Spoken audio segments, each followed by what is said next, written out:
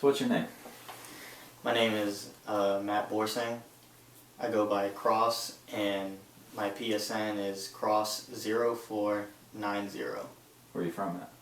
I am from Orlando, Florida, and I represent the gaming community down here. Why don't you tell me one of your fondest and most enduring memories regarding Marvel vs. Capcom 2? Wow. I would have to say going to the arcade when I was about 11 or 12, and I went there for a few years before they closed down. And I just remember going there and playing with all the older guys. Those guys were probably 17, 18 at the time. And it was just cool to be a part of that, just a younger kid hanging out with the older crowd kind of thing. So has that mutual interest in the game brought about those friendships? Yeah, because you just find those people and you guys play the game, and then you talk. You just keep on talking, and then every now and then, just being from the same community, you guys just talk about other things. If you see each other somewhere else, you might run into them just wherever, and you'll talk about other things, and friendships can grow off of that. Yeah. What moment in tournament level history was most important to you? Wow. Well, for those people, the very few people who don't know who Justin Wong is, if you're looking for some respect, that's the guy that you want to beat in anything, really. And I would have to say the most important, the craziest overall is when Sue Mighty beat Justin Wong. And that video is just so crazy. I mean, not only does Sue Mighty just flat out beast and just tear Justin Wong up, it was just at the very end, it was almost like he's kind of taunting him. He did several snapbacks, and the crowd's just going nuts. You just hear him going, oh every time he just did a move, and it was just the craziest thing ever. Let's just see that, that's the top dog. That was probably the moment in 300 where Leonidas just sent that spear through Xerxes, and they're just that man is not a god. They were just kind of he can be beat. That was that moment right there. Sweet. So bringing you back to the beginning, what made you decide to start playing MVC2? It's a spectator sport, you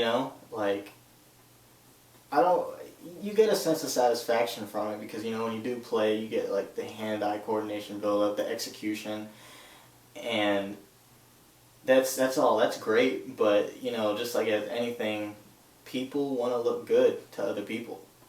No one's playing Call of Duty and impressed with himself because he can get a headshot.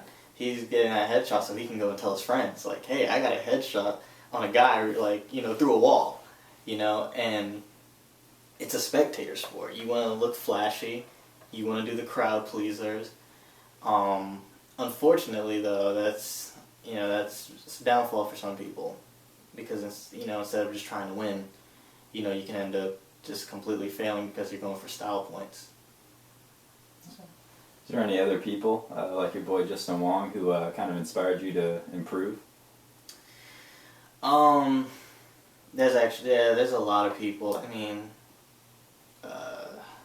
Josh 360, one of the greatest Iron Man players in the world. He's the reason I started playing Iron Man. Joe Zaza, low tier beast, went into a tournament where people are picking all the god tier characters and the top tier characters, and he comes out with double Wolverine and Gambit, so he was a big inspiration. Just a lot of people who did the different things, who can show this game wasn't just revolved around these characters. What are your thoughts on MVC2's online mode? The first thing that comes to mind is the salt. the saltiness of other people. You know, you get the, like, it's sad because you really just can't play through a game sometimes without getting the hate mail. And everyone, you know, there's so many gimmicks online that people do, you know, just to troll, just to be like complete jerks. And, you know, you kind of, sometimes just kind of sit there and you just ask yourself why. Like, why are these people like this? Yeah. So how do you feel the online compares to console or arcade? I think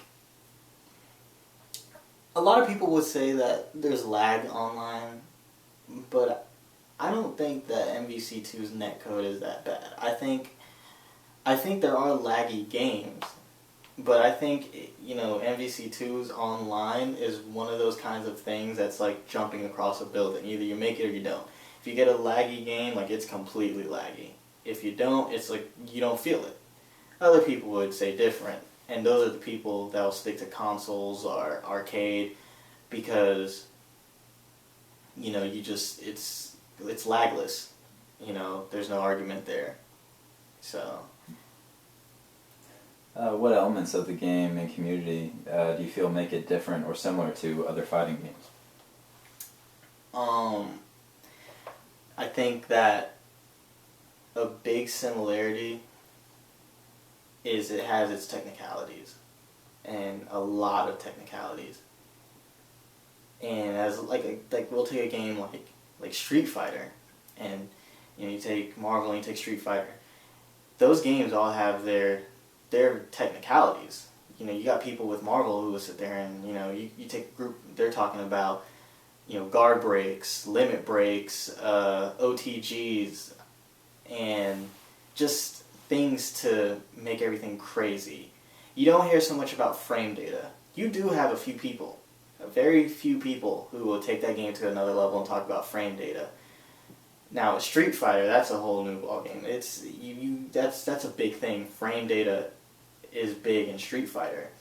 So I think a big similarity is that you got a bunch of people, you know, just they're always talking about deeper things. You know, I think it was Mike Ross who might have said that the deeper you get into these games, the more it becomes like a chess game, and the more you have to know, the more advanced it gets.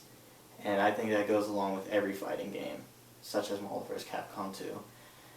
Now, the difference I would have to say is,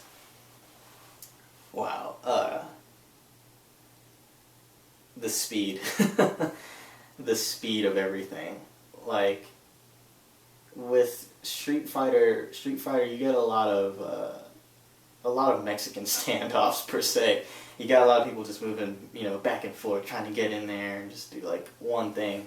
You know, with Marvel, you'll have that every now and then, but it's just so fast that, you know, these people's minds will run like, you know, a mile a minute because they're just constantly moving.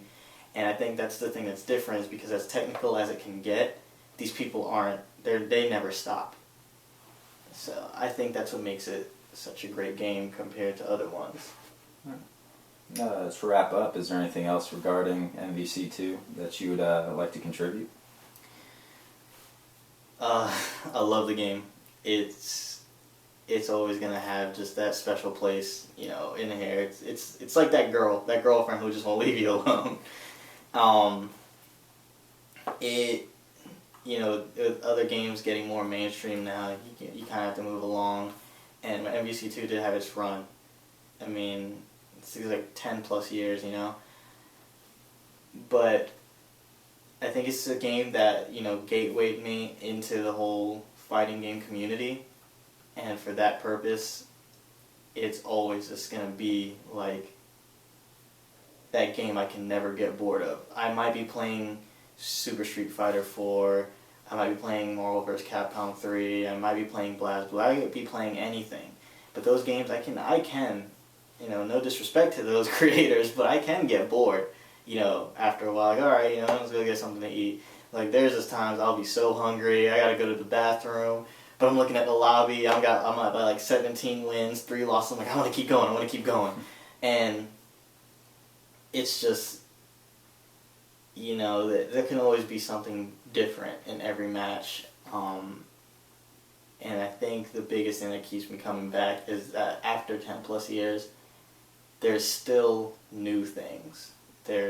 People are never, they're never stopping with this game.